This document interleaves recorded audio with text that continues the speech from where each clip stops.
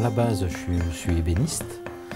J'ai été formé, déjà j'avais des parents matelassiers, donc j'étais déjà dans l'artisanat et j'ai été formé pendant 3 ans à l'école Boulle au lycée professionnel, rue Fédère, à Paris.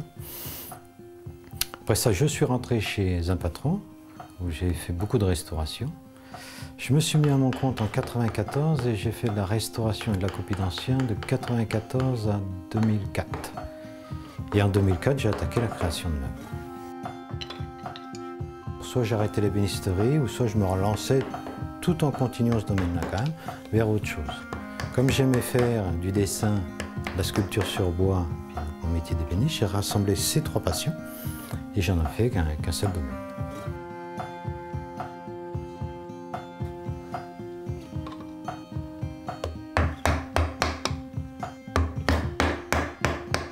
Je prends des thèmes, que ce soit littéraires, cinématographiques ou autres, et puis j'en fais des meubles. Je les illustre, je crée mes personnages. Avec le client, ce qui se passe, ça va dépendre de ce qu'il va vouloir. Il va me donner le thème, sur les fables de La Fontaine, le conte de Perrault, sur n'importe quoi, sur l'histoire de Napoléon. Et à partir de là aussi, il me donne l'utilité de son meuble, puis moi, tout ça, je regroupe et je me renseigne.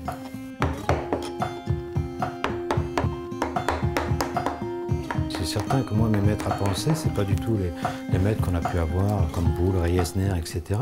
C'est plus des maîtres donc, du 9e art, que ce soit Loisel, Uderzo, évidemment, Munuera, Parras, etc., Godard. C'est extraordinaire. Hein. Puis ça nous emmène dans un monde après qui est ouf.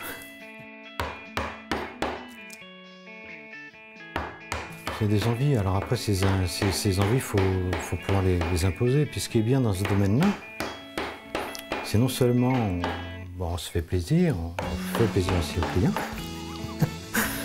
mais on crée une demande qui n'existe pas.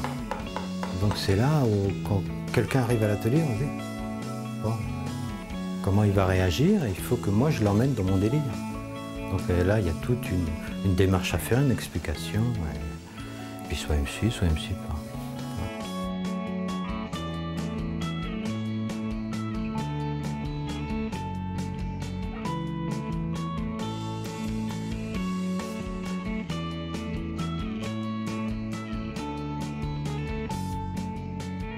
Si vous voulez, la sculpture, en quelque sorte, c'est un prétexte pour faire du graphisme, de l'illustration et de la BD.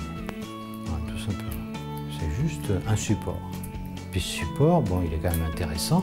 Hein, le bois, c'est quand même une matière qui est extraordinaire. Vous avez des bois rouges comme celui-ci. Avec cette matière-là, plus l'illustration, on obtient des fantaisies qui sont extraordinaires.